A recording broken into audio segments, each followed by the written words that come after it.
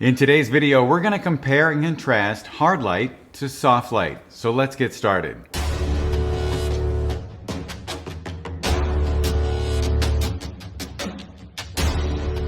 If you're not already subscribed to the channel, if you could please subscribe now, turn on the bell, and smash that thumbs up button, I would really appreciate it. In addition to that, if you enjoy learning from me in these videos, you might also enjoy learning from me on my online members-only platform, The Academy with John Gress. On The Academy, you'll find longer format exclusive tutorials. You'll get access to live Q&A and critique sessions. And in addition to that, you'll also get early access to my YouTube videos, discounts on my in-person workshops, and you can find out information about online mentoring. So for more information, just go to johngress.com/academy. There are two main approaches you can take in the studio or on location, and which lane you choose will have a huge impact on the outcome of your images. You could choose to emulate window light, or you could choose to simulate sunlight. As an aside, nighttime interior lighting is often a combination of the two. Window-lit images can be great for creating flattering light for most subjects and will look painterly given that the Dutch masters, whom we often seem to invoke, pose their subjects next to an open window. On the other hand, sunlit images tend to have harsh shadows and specular highlights. This type of lighting can be great for athletes and adolescents, but it might not be the best choice for the textured skin of aging adults. And in the interest of exploring these two approaches, let's go over 5 different lighting setups.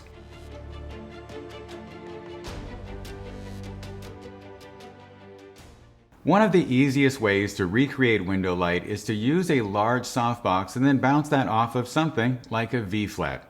In this setup with our models Paolo and Claudia, to give the sense of light coming from a skylight, I used an Elinchrom ELC 500 in a light motive 120 centimeter parabolic style softbox, boomed high and on camera left. It was feathered so that the far rim of the softbox was aimed at their faces and the center of the modifier was directed more towards the floor in front of them. Then on camera right, I had a V-flat World V-flat wrapped around them so that it bounced some of the light from the light motive back into the shadows, and that also created a barely visible highlight on her left side. Then I had an Elinchrom 35 by 90 centimeter strip softbox boomed high and behind the couple, pointed at the top of their heads in order to create just a little bit of separation between them and the background. It was just bright enough to create a sense of three-dimensionality, but not bright enough to be really that noticeable.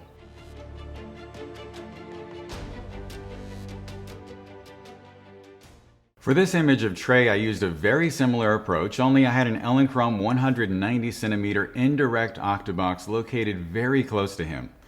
Because I didn't have the V-flat fully open on the shadow side as I did in the previous setup, and given that Trey's skin tone is darker than Claudia's, I was able to bounce some of that light off of it in order to create a highlight on Trey's right arm and his face. It's very subtle, but it does create a nice 3D effect in this image.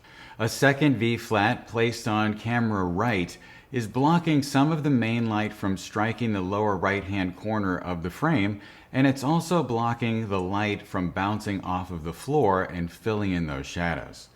I placed a hair light in almost the same position as the previous setup, but this time it was a little brighter because his hair is darker than Claudia's.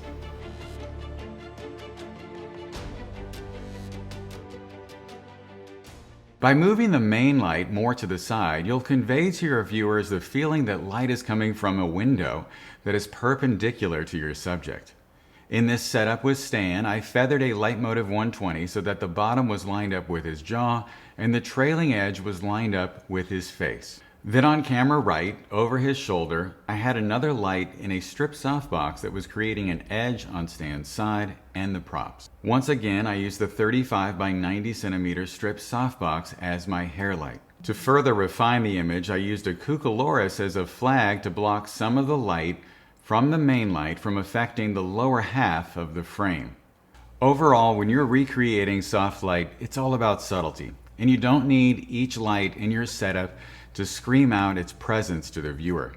You just want to create a subtle amount of shape, and keep in mind that this type of lighting is going to create the least amount of texture, and that's going to make older subjects look their best. In case you didn't notice, I'm actually using soft light in this video. In contrast to soft light, pun intended, hard light creates a lot more texture and you're going to get a lot more specular highlights. You know, the reflection of oils off of your subject's skin, and you guessed it, contrast. You're also going to create a lot of shadows that will sharply pronounce the angularity of your subject's faces. And someone with high cheekbones and lower body fat is probably going to look fantastic in hard light as long as they're a little on the younger side. But if they're a little older, this type of lighting would work great for someone you want to appear to be weathered and full of character.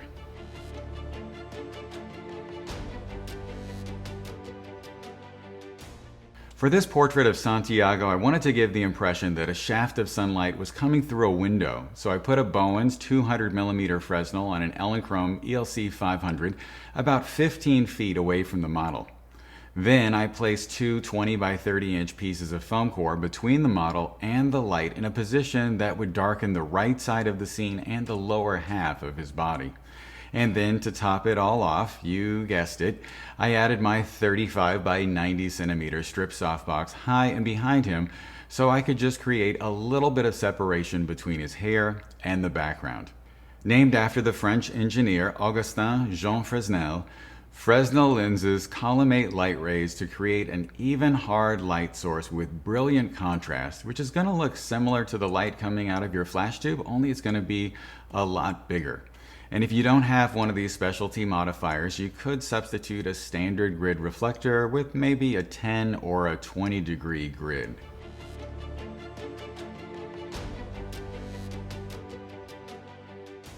This portrait of Erica is a little bit more simple than it may appear at first glance. What is really key here is the main light, which is an Elinchrom ELC 500 in a 70 centimeter deep octabox with all of the diffusion removed and a deflector disc inside. This essentially creates a silver beauty dish, but it's a beauty dish that can be folded up and tucked away for storage or for transport to a location. This light was positioned in front and above the subject, angled down at a 45-degree angle.